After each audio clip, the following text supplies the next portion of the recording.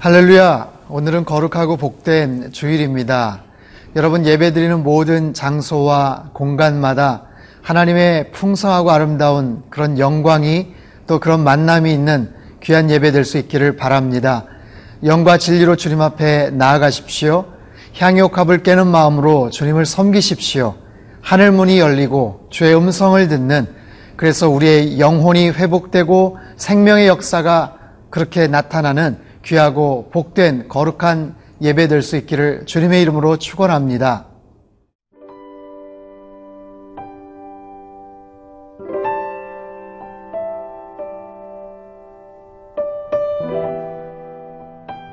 마가복음 16장 1절에서 8절 말씀입니다.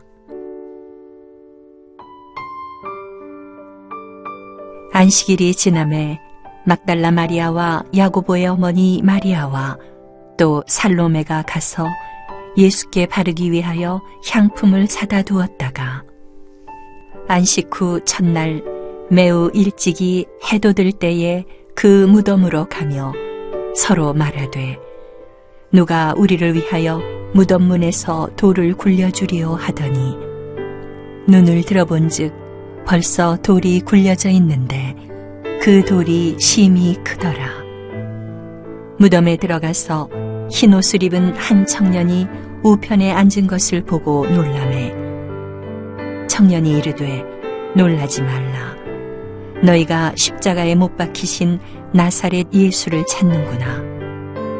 그가 살아나셨고 여기 계시지 아니하니라. 보라, 그를 두었던 곳이니라. 가서 그의 제자들과 베드로에게 이르기를 예수께서 너희보다 먼저 갈릴리로 가시나니 전에 너희에게 말씀하신 대로 너희가 거기서 배우리라 하라 하는지라. 여자들이 몹시 놀라 떨며 나와 무덤에서 도망하고 무서워하여 아무에게 아무 말도 하지 못하더라. 오늘 우리가 살펴보게 될 마가복음 16장은 예수님께서 십자가에 달려 죽으시고 또 장사 지내신 후 이제 부활을 하시는 그런 사건이 소개가 되는 그런 장면입니다. 예수님 부활의 첫 번째 증인으로 예수님을 맞이하러 갔던, 또 예수님의 시신에 향품을 바르러 갔던 여인들이 있었습니다. 본문 1절인데요. 안식일이 지남에 막달라 마리아와 야고보의 어머니 마리아와 또 살로메가 가서 예수께 바르기 위하여 향품을 사다 두었다가 예수님이 묻히셨던 무덤을 찾아갔던 여인들이 있었습니다. 이 여인들은 향품을 준비했고요. 예수님의 시신에 바르기 위해서 이른 새벽에 그 무덤가를 찾아갔던 여인들입니다. 누구보다도 이 여인들은 예수님을 사랑했던 여인들이죠. 많은 애정을 갖고 있었던 그런 여인들입니다. 그리고 상당한 용기가 필요했겠죠. 그 새벽에 무덤가를 찾아갔던 것을 보면, 그리고 남들이 다 자고 있을 때 일찍 일어나서 찾아갔던 상당히 준비성도 있는 그런 여인들입니다. 하지만 이 여인들은 상당한 무모한 모습들을 띠고 있습니다. 3절에 보면요. 누가 우리를 위하여 무덤 문에서 돌을 굴려주리요. 그 마음속에 주님을 향한 사랑과 애정과 어떤 안타까움, 먼발치서 예수님께서 십자가에 달려 죽으시는 것을 보시며 안타까운 마음을 가졌던 이 여인들이지만 사실 굉장히 무모한 마음을 가지고 그 새벽에 그 무덤가에 찾아갑니다. 사실 팔레스틴 지역의 그 장례 습관을 보면 커다란 어떤 그런 굴을 파서 거기다가 집단적으로 아니면 가족들의 시신을 그곳에 이제 보관을 하는데, 시신을 훔쳐가는 사람들이 덜어 있었고요. 또 어떤 짐승들이 들락날락 할 수도 있기 때문에 장정이 여러 명이 달려서 옮겨야 될 만한 굉장히 무거운 큰 돌을 이제 막아두곤 했습니다. 그래서 사실 이 몇몇 여인들이 찾아가서 그 돌문을 굴릴 수 있다는 것은 사실상 어떻게 보면 굉장히 불가능해 보이는 일이죠. 더군다나 예수님의 그 무덤은 빌라도와 또 다른 사람들의 어떤 제안에 의해서 아주 꽁꽁 경비도 섰고 또 인봉도 해 있던 그런 상황입니다. 사실상 굉장히 무모한 마음을 가지고 어떻게 되겠지라는 생각을 가지고 그 무덤을 찾아가는 거예요. 하지만 그럼에도 그런 어떻게 보면 무모한 믿음이고 또 주님을 향한 순수한 그런 사랑이지만 그들이 도착하기도 전에 이미 그 무덤 문은 열려 있었다라고 오늘 성경 4절에서는 그렇게 기록을 합니다. 눈을 들어 본즉 벌써 돌이 굴려져 있는데 그 돌이 심히 크더라. 심히 크더라. 무엇을 알 수 있습니까? 여러분, 다른 사람들은 어쩌면 동일한 마음이 있어도 가봐야 소용없어, 가봐야 불가능해, 어쩔 수 없어 라고 체념을 했을지도 모르는 그런 상황입니다. 하지만 그 여인들의 마음속에는 정말 간절한 소망이 있었고 주님을 향한 그런 사랑이 있었습니다. 그 아가서에도 그런 말씀이 나오죠. 사랑은 죽음같이 강하고, 사랑은요 죽음같이 강하고 때로는 죽음보다 더 파워가 있습니다. 죽음으로 상징이 되는 모든 실패와 절망과 그 어떤 장애물도 능히 넘어설 수 있는 정말 굉장한 파워가 있는 것이 바로 사랑이죠. 그 사랑을 갖고 있으면 불가능해 보이는 문제를 해결할 수가 있어요. 사랑하면 보이는 거예요. 사랑하면 문제 해결 방법이 보입니다. 자신의 노력으로든지 아니면 다른 어떤 상황을 통해서든지 그냥 힘들 거야, 안 될 거야, 불가능해 라고 주저앉아 있는 그런 사람에 비해서 그것이 설령 무모해 보이는 믿음일지라도 그것이 정말 어떻게 보면 간절한 그런 사랑이라면 우리의 삶 가운데 정말 힘들고 어려워 보이는 모든 문제들을 해결할 수 있다는 굉장히 중요한 교훈을 우리에게 남겨줍니다. 사랑하는 성도 여러분, 우리의 마음속에 주님을 향한 아니면 세상을 향한 어떤 믿음이 온전하지 못하다고 해도 그것이 때로는 굉장히 어리석어 보이고 무모해 보일지라도 정말 그런 신실하고 귀한 그런 믿음의 소유자들이 되실 수 있기를 바랍니다. 그리고 모든 상황을 사랑의 눈으로 바라보십시오. 사랑하면 상대방의 단점도 보이고 도저히 해결할 수 없었던 문제들, 그 해법도 보이게 마련입니다. 그런 온전한 믿음의 사람, 그리고 신실한 정말 사랑의 시선을 가진 그런 하나님의 사람들이 되실 수 있기를 주님의 이름으로 축원합니다.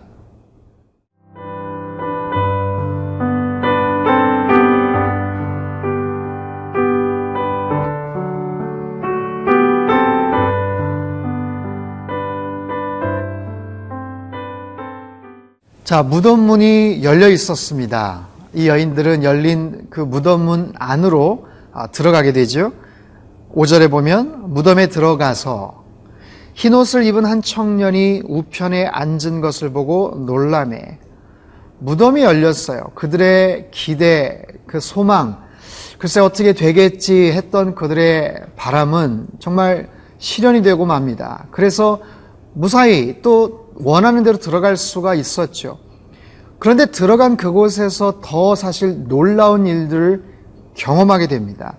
거기에 한 청년이, 흰옷을 입은 한 청년이 앉아 있었다라고 말을 해요. 여러분 상상해 보십시오. 이른 새벽입니다. 무덤 안은 물론 캄캄했겠죠. 그런데 들어간 그 무덤 안에 어떤 청년이 앉아 있었다. 얼마나 놀라겠습니까? 얼마나 깜짝 놀랐겠어요. 그런데 그 청년을 통해서 들은 말은 사실 더 충격적인 말이에요. 6절 말씀입니다. 청년이 이르되 놀라지 말라. 너희가 십자가에 못 박히신 나사렛 예수를 찾는구나. 그가 살아나셨고 여기 계시지 아니하니라. 보라, 그를 두었던 곳이니라. 예수 그리스도, 예수님의 시신을 향품으로 닦기 위해서 갔던 그 여인들은 정말 충격적인 그런 이야기를 듣습니다. 예수님이 부활하셨다라는 거예요.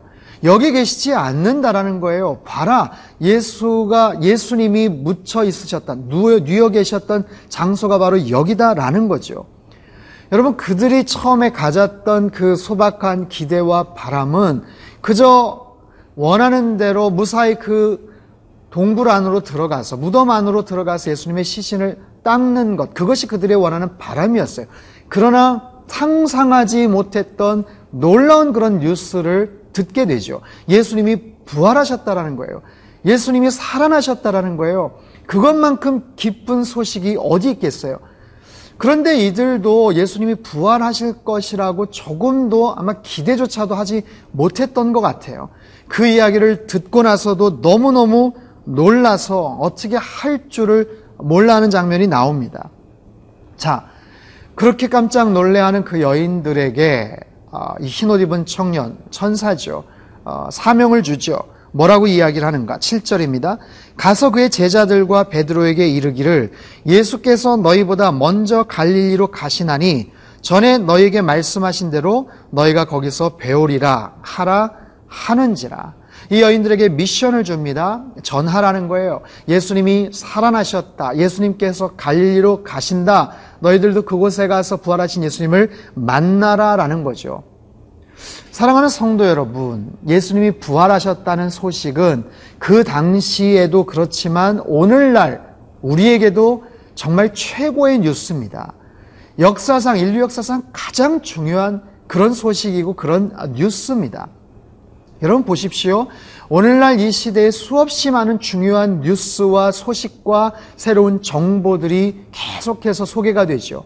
하지만 정말 고급 정보일수록, 그리고 중요한 뉴스일수록 더 권력이 높은 사람들, 더 영향력이 있는 사람들, 돈과 명예와 더 높은 지위에 있는 사람들이 더 먼저 접하게 마련이에요. 그때도 마찬가지고 오늘날도 마찬가지입니다. 하지만 주님께서는 당신의 부활하심을 어떻게 보면 미천한, 그리고 정말 너무나도 평범한, 하지만 누구보다도 예수님을 사랑했던 그 여인들에게 그 부활의 첫 번째 소식을 알려주신다는 거죠. 여러분, 예수님이 처음 이 땅에 오셨던 첫 번째 성탄절을 기억하십니까? 예수님께서 이 땅에 오신 것, 메시아로 이 땅에 오신 그 소식을 누가 제일 먼저 알았나요? 헤롯 왕도 아니었고 대제사장이나 다른 종교 지도자들도 아니었어요. 아주 먼 곳에 있었던 동방 박사들, 그리고 들판에서 양을 쳤던 목자들이 아기 예수 탄생을, 이 땅에 메시아 오심을 제일 먼저 알았다라는 거죠. 이것이 바로 복음에 담겨져 있는 은혜고 놀라운, 하나님이 우리에게 허락해 주시는 그런 놀라운 소식입니다. 복음은 이렇게 공평한 거예요. 누구에게나 다 평등합니다. 차별이 없습니다.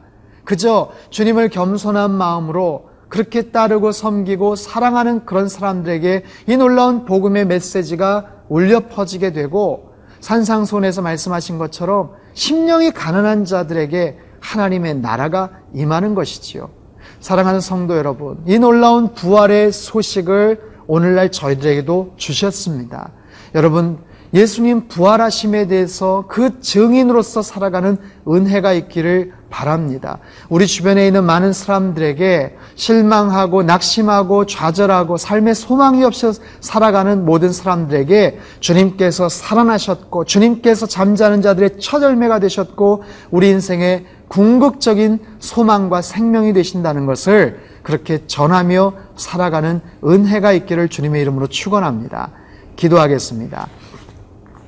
사랑하는 주님, 어떻게 보면 보잘것없고 이름 없는 여인들을 통해서 예수 그리스도의 부활하심의 첫 번째 증인이 되게 하신 주님, 오늘날 저희들에게도 동일한 사명과 그런 은혜를 주시는 줄로 믿습니다.